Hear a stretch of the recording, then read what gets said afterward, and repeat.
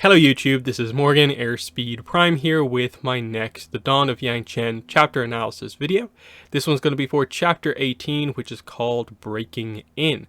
So in this chapter we see the start of the mission. They're on their way to Jonduri, Yangchen and Kavik, but they obviously have to separate before they properly arrive there because their missions are different. Yangchen has to be the public avatar having an official meeting with Zhongdu Chaisi, while Kavik has to meet up with Yangchen's other informants basically in the area and work on, finding out what he can about unanimity. So that's what we get here, is just a quick scene with Yangchen and Kavik at the start as the mission starts, but then we stay with Kavik and him meeting the informants. So we get introduced to one, but in the following chapters, two new characters, as we'll see. So we start off the chapter, interesting point from before. Yangchen does let Kavik fly Nujian, but only for a little bit, just to give him a tease of that. But she says, you'll get more chances in the future. So they arrive out in Jonduri waters. Now, Jonduri, in terms of its location, they're never too descriptive about it necessarily, other than it is an island. So it's one of the fire islands as far as we're aware. I get the impression it's one of the ones right on the end of the tail of the Fire Nation, if not potentially the one right on the end. Because obviously the position of the Shang cities is so that they are... they are close to one of the other nations, but they're also close to the Earth Kingdom as well. That way, the main trade is actually doable. So that's why the positioning of the main three ones that we know about is literally there's a Northern Water Tribe city, there's a Southern Water Tribe one, and then there's a Fire Nation one. Taku, not much is said about it, but it just seems to be a more central Earth Kingdom one, but either way. So we'll get a further description a little later on. So Yangchen basically just explains what I said there, that she'll have an official meeting. It's talked about the whole idea of Sadao gets brought up and the guy who's sort of playing you, and that he's probably gone ahead to tell the Shangs of what happened. So it will be completely expected that Yangchen goes to all of the Shang cities to try and convince the Zhongdu to go ahead with her plan. So it's Yangchen doing these official meetings that is sort of giving the opportunity for a little bit of kind of snooping around, because the Zhongdu will have to have a meeting with Yangchen, which gives room to work with. And especially here, this one's particularly important because Chaisi is the one who's currently in control of the unanimity. So they need to stop it before it, potentially gets shipped out, of course. So she doesn't tell him much about her kind of informants, these kind of people who are loyal to her. She just explains that I can't use them because they're old. They've lived here for a while, so people would know them and know what they're up to. You are important here because you are new. No one's going to know you, and that's what's going to get us through this. So that's pretty good. So we then get the handoff here, but Yangchen's it's actually more of a dead drop, because she just inflates a little kind of life raft kind of thing. It's basically like a floating ring, throws it in the water, and he's like, oh, is that the signal for them to arrive?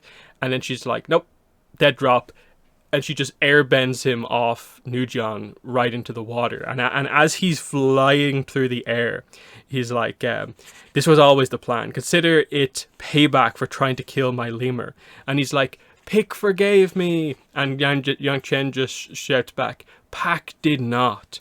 Because we do get a little bit right at the start of the chapter where Kavik begins to get on better with the lemurs, but it is noted that Pick, the one with the torn ear, is the one that he feeds and seems to like him now, but Pac is the one who didn't. So continuing that on a little bit. Just a fun dynamic there, of course.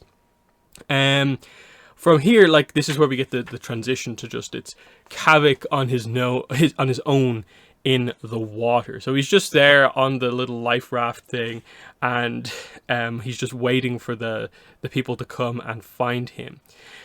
So soon a small fishing vessel approaches, and it is a waterbender. So Kavak's kind of like, oh cool, like a kin, a water tribe man. So they get up. They seem to get on pretty well initially. They introduce each other. They do the full water tribe introduction. Kavak of Long Stretch, named after my mother's grandfather. My parents are Ujarak and Tapisa. And then this new character here, one of Yangchen's loyalists here, Tayagum, Tayaagum, Tayagum. I'm not really sure about the pronunciation yet. Of the Orca Islands after my cousin. My parents are Angtan and Taganak. So that's Engtan and Taganak. A lot of water tribe names here. So, yeah, they basically just work together on the boat here. Kavak likes messing around with the boat since he hasn't had much opportunity to do it in Bin Ur. So we just get like some back and forth here. Taigum actually mentions like, oh, is Mama Ayurnarak still doing her thing there in Bin Ur? And she's like, yeah, it's still there. So as Kavak is busy doing something, Taigum just gets behind him and begins to like choke him with a garrote. And it's like, whoa, what's going on here for a second here? So Taigum like completely overpowers Kavak and like holds him up and is like, Las Fins, what do we have here? It's a good thing I found you. What happened to your boat? And he lets Kavak speak, and Kavak's like, a rogue wave knocked me overboard. I should have never been sailing alone. I'm lucky you came along. I was following a school of silver skim. I guess I was meant to bring home a different haul today. And it's noted that this is the planned exchange that Kavak was meant to have with the informant when they arrived. So at this point, Taigum lets him go and basically scolds Kavak here for like, this is not how you do things. Like he's basically like, you should have been much more on guard around me. Like you should have been ready to rob the boat. And don't forget the passphrase the next time.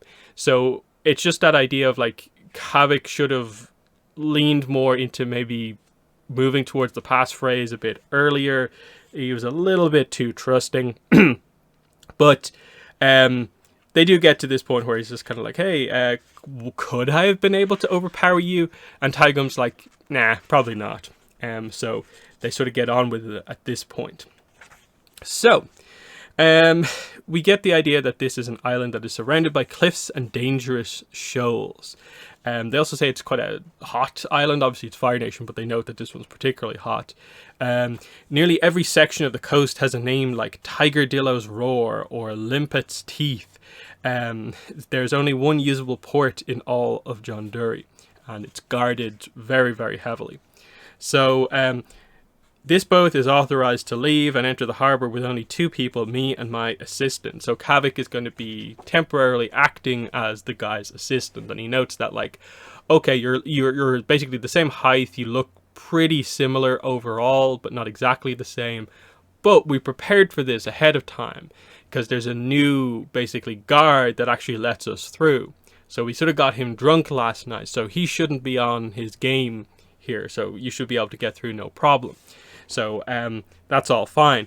But then when they get up to the checkpoint, Taigum's like, oh no, it's the manager. It's not the typical guard guy that they'd worked on already. It's the manager who 100% knows exactly what the assistant looks like. So the plan is completely up in the air, and they have to go through it at this point. So Kavak has to act pretty quickly here and is like, okay, so we look pretty much the same. It's just basically our faces that are a little bit different. Yeah. And he's like, okay, he just trips up and sort of slams his face off the side of the boat and breaks his nose. So his nose is just gushing blood. So it's a perfect disguise to get through the checkpoint because no one's going to be focusing too much on how exactly he looks, but blood all over his face and his nose broken.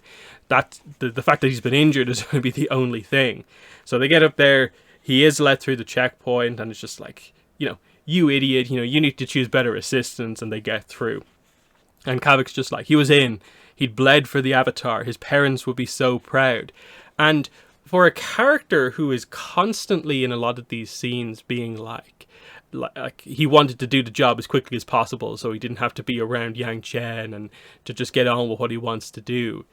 He puts a lot of effort into things when he actually gets to doing them, like helping to heal the woman a chapter or two ago, breaking his nose for the job here.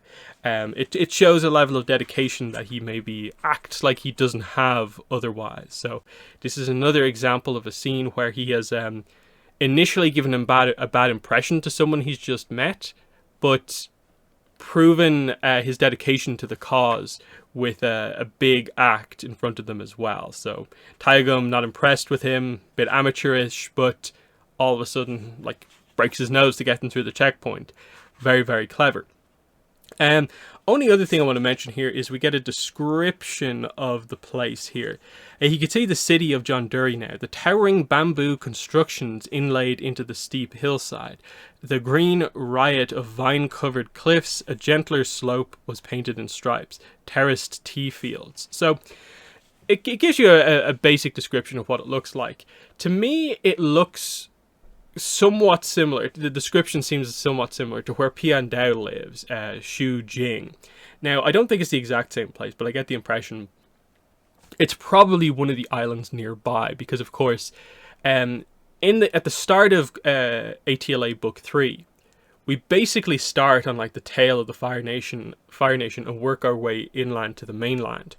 And so episode 4, the episode with Piandao, they're still on the end when they're starting off. So I get the impression that Jonduri is probably just one of the islands right nearby this place, because that was also sort of cliff-like. It's one of the few places I think we saw bamboo in Avatar as well. So it gives you the impression we're in the same general location here in the Fire Nation. So other than that, that's basically it for the chapter. We end with like they're through the checkpoint and we'll get going on the mission properly in the next chapter. So yeah, the main things here are just, you know, some fun scenes of Yangchen dropping Kavik off, but mainly the introduction of Taegum, who we get more on later on, but as you see right now is a somewhat serious character, but he is from the Water Tribe.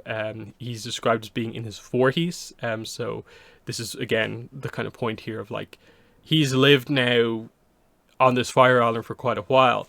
He even references Kavik's like, let me get more into the role. Tell me more about your assistant so I can act like him. And Taegum's like, you know, he says, Asu, I'm not asking you to perform Love Amongst the Dragons here. Just keep your mouth shut and do what the agent tells you. So he clearly has been around long enough on this fire island to know what Love Amongst the Dragons is, which is a kind of Fire Nation story, basically. So interesting stuff there to know that Love Amongst the Dragons goes back this far as well. But yeah, I think that's everything to be said here. Just Kavik's dedication, getting into the role here, and the start of getting introduced to some of these characters. So that's what we're going to be doing here.